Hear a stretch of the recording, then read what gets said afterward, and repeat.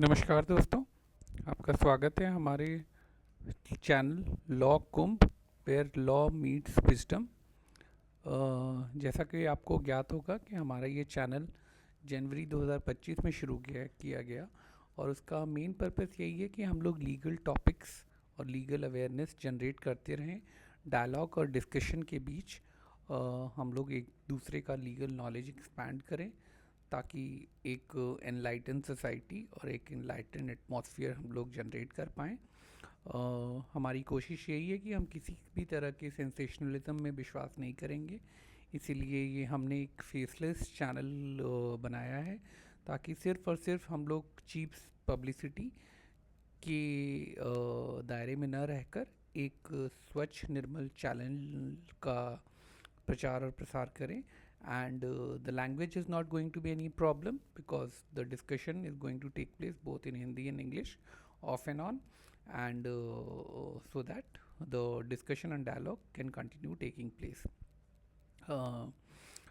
आज जो हम लोग एक जजमेंट डिस्कस करने जा रहे हैं वो state of Telangana, high court of state of Telangana का है। ये judgement is very important because इसका रैमिफिकेशन बहुत ज़्यादा होने वाला है। और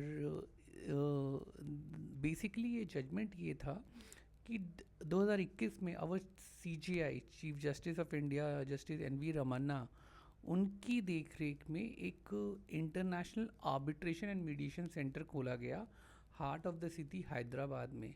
बहुत ज़्यादा पॉम्प एंड शो के साथ बहुत world class arbitration and mediation centre खोला गया, so as to invite all kind of biggest biggest and formidable arbitrations to be decided and adjudicated in the city of Hyderabad। और इसके लिए बहुत सारे एंडेवर भी लिए गए और एक लैंड अलॉट हुई, उसके बाद पूरा इंफ्रास्ट्रक्चर बना और काफ़ी इसके वर्ल्ड क्लास बनाने की कोशिश की गई। और ये जजमेंट कुछ ऐसी चीज़ें भी दर्शाता है जो आम जनता को पता नहीं थी। बीइंग अ लॉयर ये बातें मुझे भी नहीं पता थी जो इस जजमेंट से हमें पता लग रहा है। तो ये जजमेंट का नाम है कोटी Raghunath Rao versus state of Telangana. And दो पिटिशनर थे, तो एक मिस्टर वेंकटा रमनी रेड्डी भी थे। एंड ये याद रखिएगा ये जजमेंट ये जो चैलेंज था ये एक पीआईएल थी, writ petition in the form of PIL, public interest litigation थी।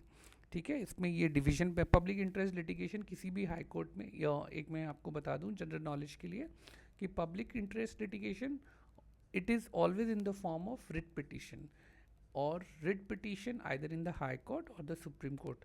और जो पीआईएल होती है ये most of the time in every high court it is decided by two जजेस, डिवीजन बेंच, डीबी, right?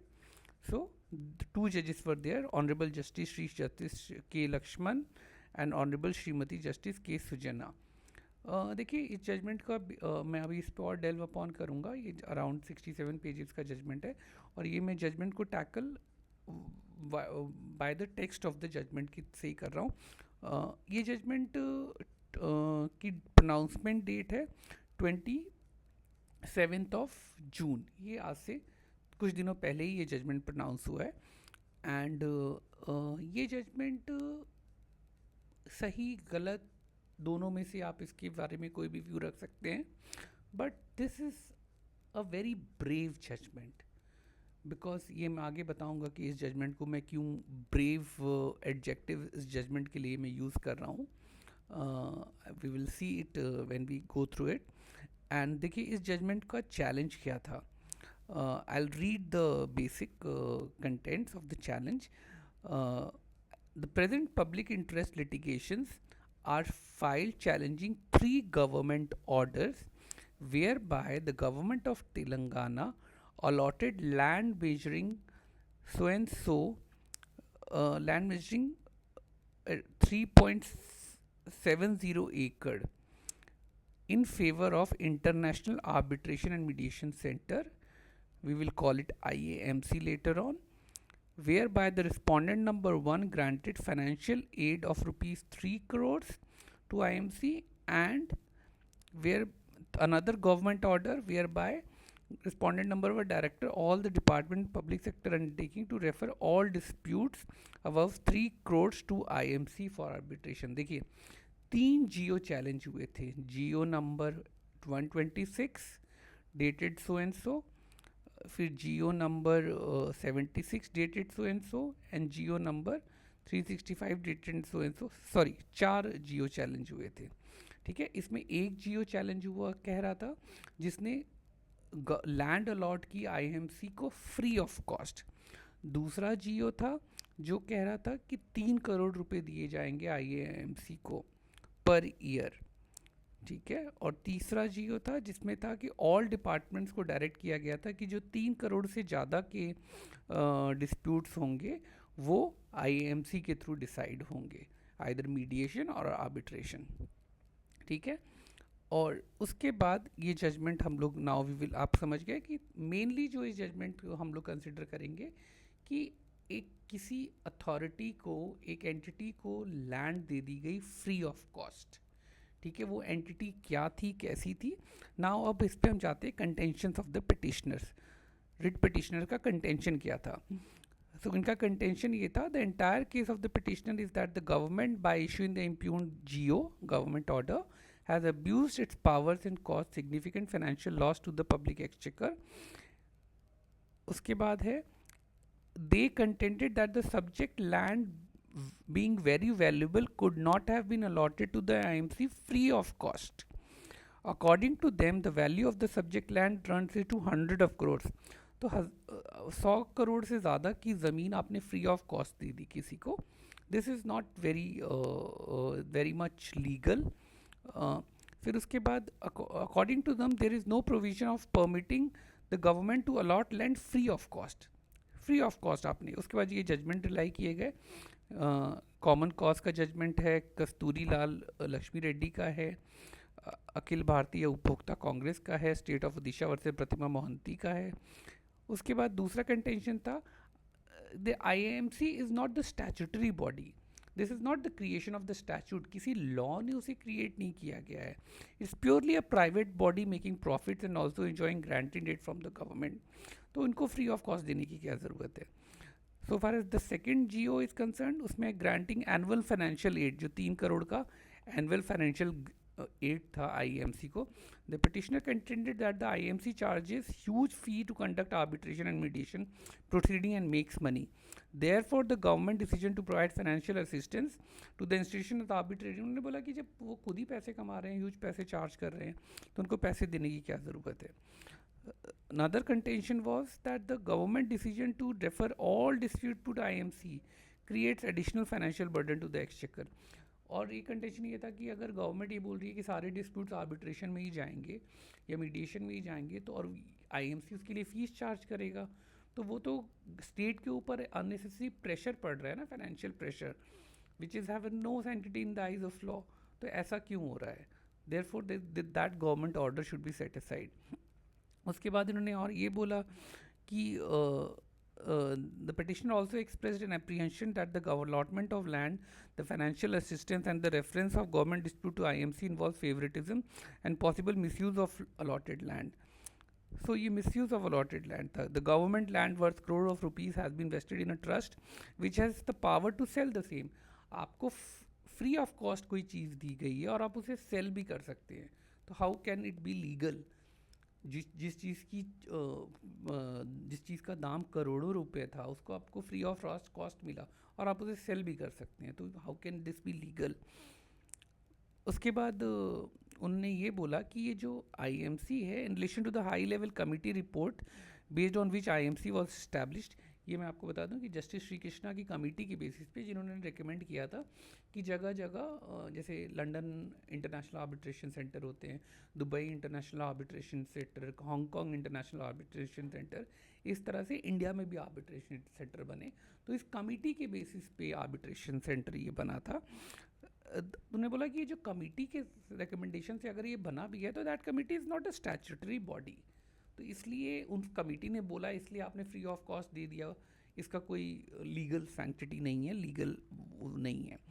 उसके बाद इसमें ना कई सारे रिस्पोंडेंट्स थे, स्टेट ऑफ तेलंगाना भी था, आईएएमसी खुद था, रेवेन्यू डिपार्टमेंट था, तो सब ने अलग अलग तरीके के कंटेंशन लिए।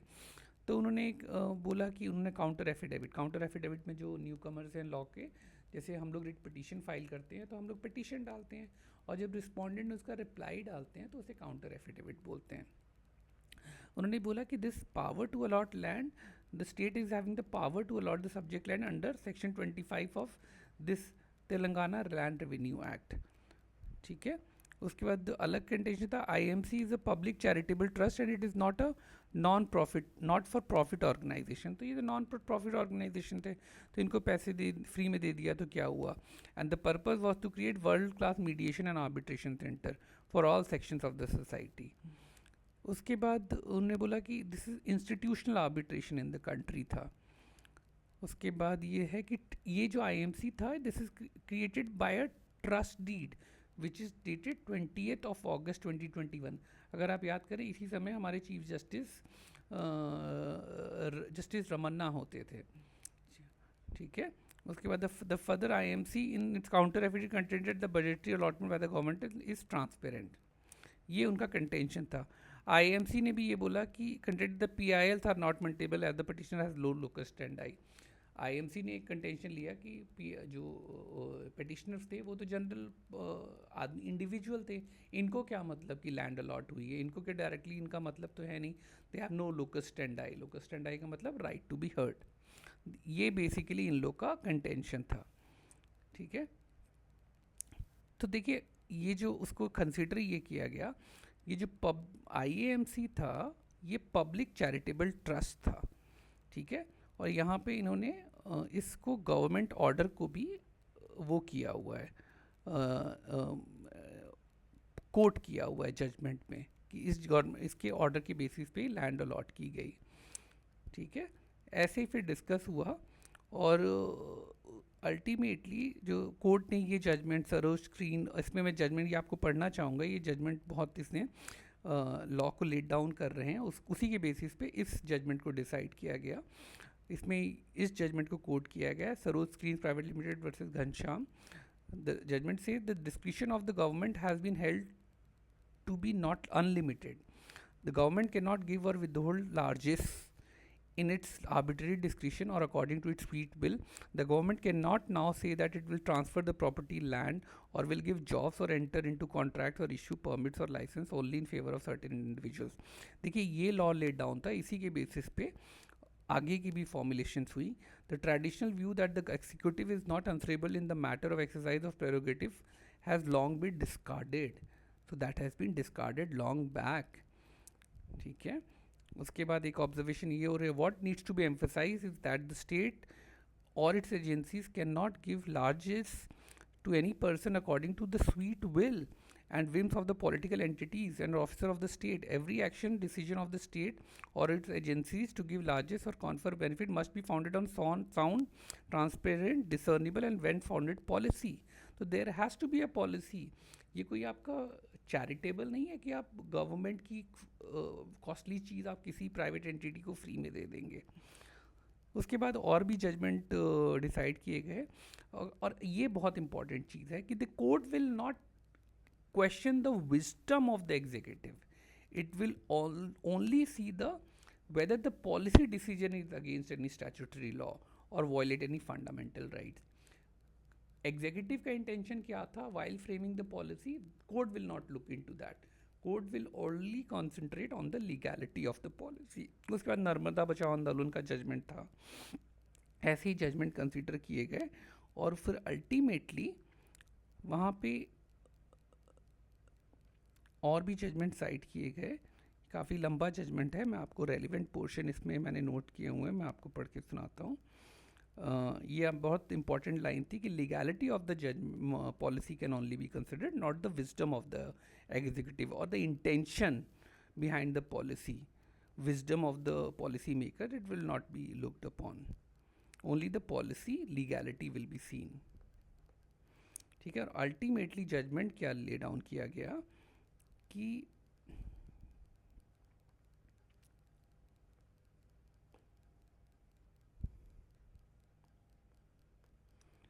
लास्ट में मैं आपको ले चलता हूँ।